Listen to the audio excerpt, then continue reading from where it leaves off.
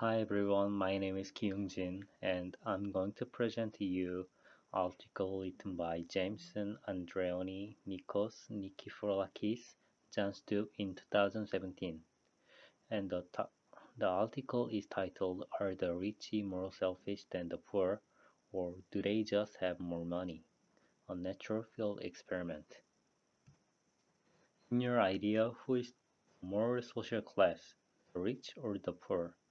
It seems as if society has already made up its mind. The rich are more selfish.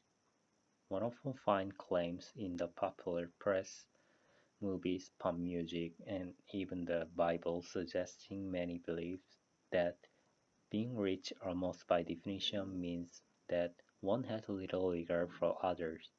The recent financial crisis and the evidence that in its aftermath the inequality between the rich and poor has grown further seems to have rekindled this belief. This popular belief is actually to some extent understandable because there is a lot of evidence that the rich are just behaving very selfishly. So there is evidence they are more likely to evade taxes because there is more money at stake. They are more likely to violate traffic law because it is easier for a rich person to pay a fine, and they are less likely to give to charity. But these are all instances of difference in behavior. A more interesting question, however, is what are differences in social preference? Are the norms and values of rich households and poor households fundamentally different? We wanted to address a very important question, that is, are the rich more selfish than others? Hi everyone, my name is Kyung-jin and I'm going to present to you an article written by Jameson, Andreoni, Nik- Nikiforakis, Jan Stubb in 2017. The article is titled Are the Rich More Selfish Than the Poor, or Do They Just Have More Money? A Natural Field Experiment. Her idea of who is the more social class, the rich or the poor? It seems as if society has already made up its mind the rich are more selfish. One often finds claims in the popular press, movies, pop music, and even the Bible suggesting many believe that being rich almost by definition means that one has a little regard for others. The recent financial crisis and the evidence that in its aftermath the inequality between the rich and poor has grown further seems to have rekindled this belief. This popular belief is actually to some extent understandable because there is a lot of evidence that the rich are just behaving very selfishly. So there is evidence they are more likely to evade taxes, they are more likely to violate traffic laws, and they are less likely to give to charity.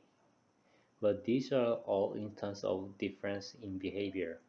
A more interesting question, however, is what are differences in social preference? Are the norms and values of rich households and poor households fundamentally different? We wanted to address a very important question, that is, are the rich more selfish than others? To address this question, we misdelivered semi-transparent envelope to some of the richest and the poorest households in the city. So this technique allows us to measure without bias your prosociality, your willingness to help someone else.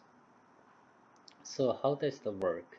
Every envelope which clearly visible from the back side of the envelope and handwritten for maximum authenticity has inside either a banknote or a bank transfer card which is shortened BTC. Returning the envelope requires you invest some time, some effort, some effort. So you could be doing other things.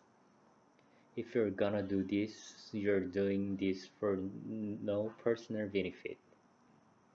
It shows immediately that you're taking an action to help someone else at a personal expense. That's what we call altruistic behavior. To have a better understanding of what motivates returns, we vary the contents of the envelope across treatments. Table 1 provides an overview of our experimental treatments, as can be seen in two treatments. In addition to greeting card, we included a bank transfer card for the amount of €5 or €20. A bank transfer card is an order to transfer money from one bank account to another. It has no value for a third party, and it is impossible to go to a bank office to cash it. Therefore, there is no mandatory gain from keeping an envelope with a bank transfer card. In the other two treatments, instead of bank transfer cards, a banknote of either €5 or €20 was included. Selecting poor and rich households. Each household in our sample was randomly assigned to one of the four experimental treatments. Selecting poor and rich household, each household in our sample was randomly assigned to one of the four experimental treatments. To control and enhance the experiment's accuracy, first we wished to limit the number of households per apartment block to avoid contagion. Second, since rich households were anticipated to be predominantly of Dutch origin, we intended to select only Dutch households for the poor too. Testing the mailman.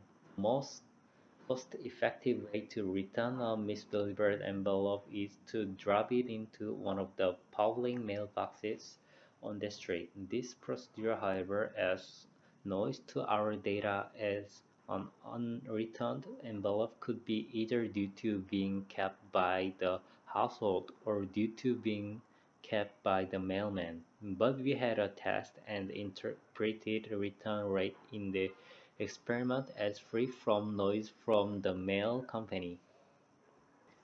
Randomization table to reports by treatment the mean of the variables that we collected and will use later on to establish the robustness of our findings. We cannot reject the hypothesis of unequal distribution of this disposable income among the rich and among the poor. This shows that randomization into treatments appears to have been successful. We then proceed to establish the robustness of our finding by controlling for a range of socio-economic variables. At the household level, Ledger 1. The rich return substantially more envelope than the poor. Across treatments, they are more than twice as likely to return a misdelivered envelope, 81% versus 38%. Support. In our in all four treatments, the rich are considerably more likely to return misdelivered envelopes. Two-tailed Fisher exact tests reveal that the difference is statistically significant in all four cases. Rather 2. Poor are 41.85% less likely to return envelopes containing money than envelopes containing bank transfer card. The rich are 10.39% less likely to return envelopes containing money than envelopes containing bank transfer cards. This difference is statistically significant for the poor but not the rich. For the poor, the average return rate across non-cash and cash treatment is 47.7%. 27.78% and 27.78% respectively. The reduction of 41.85% is statistically significant.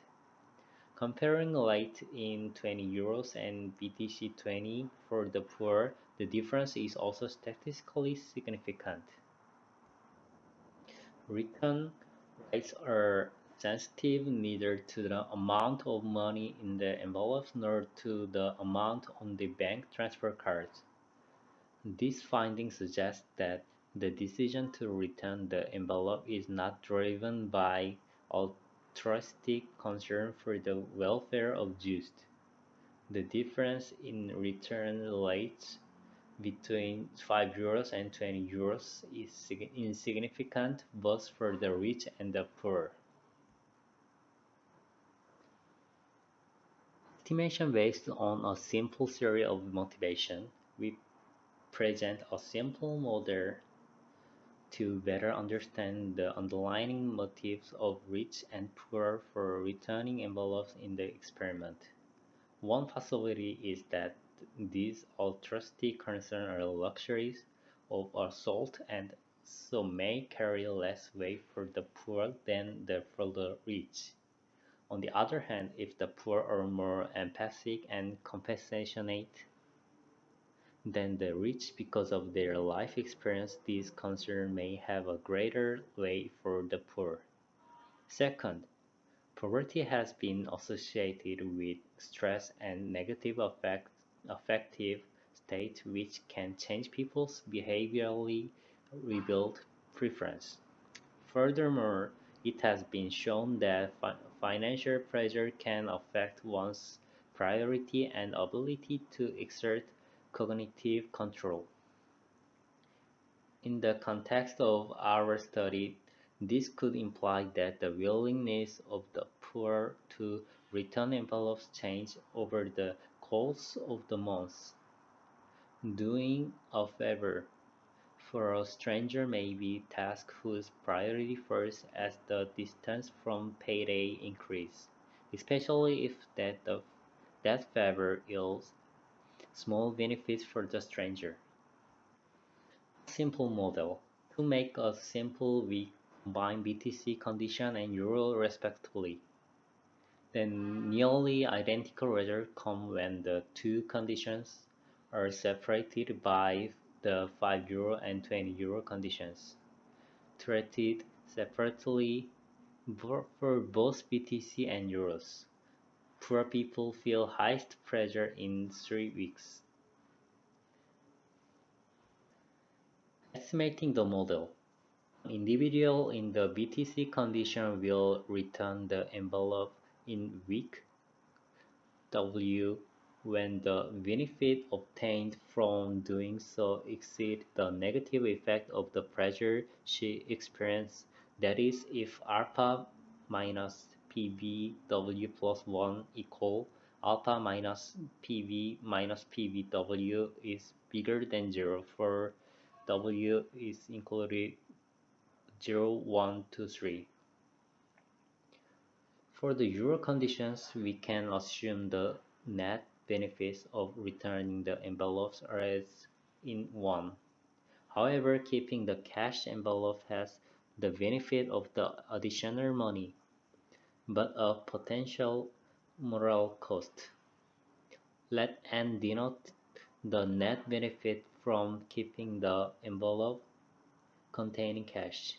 Even if the rich and the poor feel equally guilty for keeping the envelopes, if the marginal utility of money is higher for the poor, then we could expect these values to be higher for the poor than for the rich.